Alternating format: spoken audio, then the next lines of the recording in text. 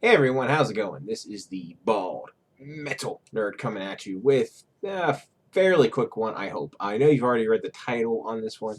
Now, the reason I'm talking about this is, as you guys know, I recently started a new job, and I've never really addressed this topic in detail, even though I always do it. And basically, what do I always do? I always negotiate salary, uh, you know, whenever I start a new job, right? Because pretty much every employer expects you to negotiate, um, and if you don't, you are leaving a lot of money on the table. Now, um, is it pleasant to negotiate salary?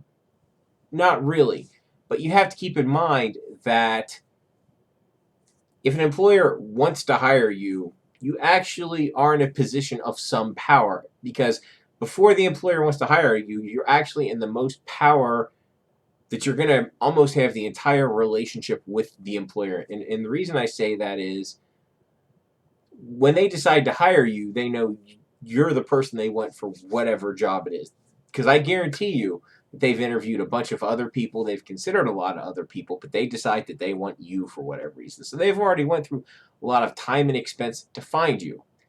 And the biggest disservice you can do to yourself is just take the first offer you get, because we don't live in a perfect world. Most of the time, employers don't even put what the salary is in the job listing. So you're kind of guessing, right? So let's say you apply for job X, right?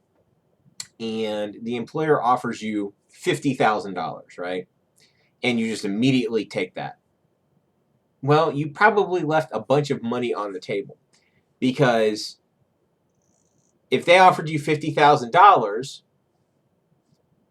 you probably could have gotten more than that. You probably could have gotten 55 or even $60,000. So you could have gotten 10 or even 20% more than your initial offer just by asking for it. And so not only are you initially leaving a ton of money on the table, you are also leaving future money on the table because every future performance review, raise, whatever you get from that employer is going to be based on that initial salary, your initial starting salary. So even if you get a promotion at the company, right, they're going to look at what you started with. So you want to start with as high of a number as possible. I'm just going to tell you a little bit what I've done over the years for my salary negotiations. And yeah, there have been times when I'm unemployed and I've still managed to negotiate higher starting salaries for myself than what I was initially offered. So, um, the last three jobs that I've had, I remember the negotiations pretty well. Um, the 3 jobs ago feels like even though it wasn't that long ago, I've had a lot of bad luck. That's neither here nor there. 3 jobs ago, that negotiation started uh, for I don't remember the initial offer that they gave me. I think the initial offer was maybe slightly over $60,000. Right? It was some number. I don't remember. It was close to 60,000. So basically, I considered it, and then I saw their health insurance was ridiculously expensive at this company. And I said, hey, your health insurance is prohibitively expensive. I like where I'm at. I mean, I have government benefits here. For me to come over to your company, I'm going to need quite a bit more. And they're like, well, how much are you thinking? And I said, truthfully, I'm going to have to get to right around at least 75,000. And they pretty much gave it, and they gave it to me, right? So I talked my way into a 25% pay bump just by asking for it. That's giant. A 25% increase just by asking. Now, unfortunately, that job didn't last, but still, the fact that I was able to do it really says something, right? It was a smaller outfit, that one in particular. So when that job ended, and sadly I was out of work, um, when I was floating around the job market, for 2 jobs ago now, I guess, I got an offer for a job, and it was my previous employer from my current one, and their initial offer was only $38,000, which when I saw that, I almost cried in laughter, right? Because it was kind of low, and I was like, I can't do that. So I had some back and forth with them, and they upped me to $45,000, right, which was still a 40% pay cut from my previous job, but yeah, 40% pay cut. Geez, I'm sorry, 40% pay cut from my previous job, but I figured. I did take the role because what was the only offer I had. I pursued other offers, blah blah, or other opportunities. They didn't work out, the whole 9 yards. So I ended up taking that role on, and I still managed. Going from 38,000 to 45,000 is still a pretty significant increase over their initial offer. Their initial offer, I think I got it. I guess that's maybe about a 15% increase over 15 or 16%. I'm sorry, I'm not going to do the math on it, but somewhere in that neighborhood. So I still got a significant increase over their initial offer, right? And then my current job that I have right now, again, I was out of work for 3 months this time, and they gave me an initial offer of only $40,000, and I got them, when I basically shot back with, hey, someone with my experience typically can get somewhere between $55,000 and $65,000. I'm curious as to how much wiggle room you have. They did come back with 45,000 because I knew that's pretty much what I figured they would come back with.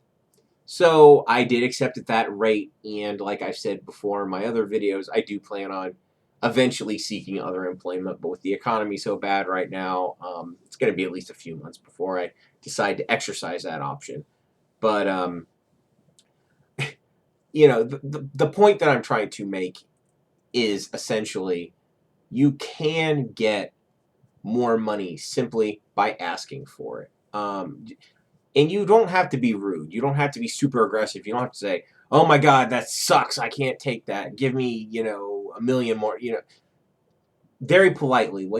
What I've seen works is you just say, "Hey, thank you so much. I'm honored by that, but I need a bit more. How much?" Basically, use terms like wiggle room. How much room do you got in this?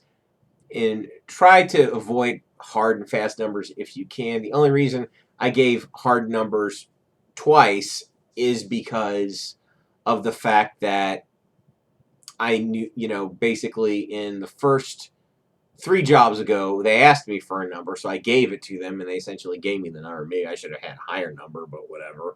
I still think a 25% increase is pretty good over an initial offer.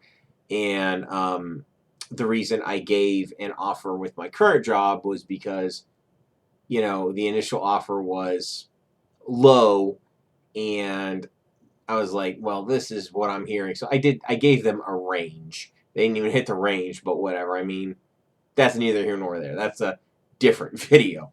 But that's basically it. I just wanted to let everyone know that you absolutely should negotiate. Oh, one other thing. My teenage daughter, who is 18, this is an example of someone who's not remotely a professional. She just started her first job at McDonald's. And I believe what they initially were offering for a starting wage was like $7.70 or some ridiculously low amount like that.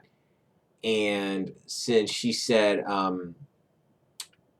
since she is going to be a closer, meaning she stays till close on like Friday and Saturdays, she got them to up it to a whole buck to like $8.70 an hour. So even if you are what I would consider an incredibly low value employee and you don't get much lower value than teenagers with zero work experience, you can still get something. So always, always, always ask for more money because it can never hurt.